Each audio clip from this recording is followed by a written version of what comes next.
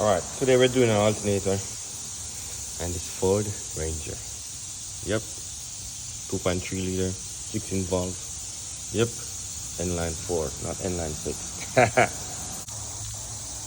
So I take the fan out.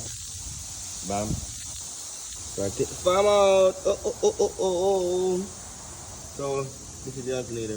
Bam, we're gonna take it up right here. First we're gonna mount the belt, set it up right. Push special tool to take the fan belt off. I'm using my little homemade tool. Haha. Right. Right, I'm gonna take the belt off, and that's it. Wow. Now we're gonna have that Milwaukee, right? Yep, that's it. Now we're gonna take it out. How to work with this phone and video at the same time. You guys need to subscribe to my channel, right? So that I could buy a beautiful GoPro.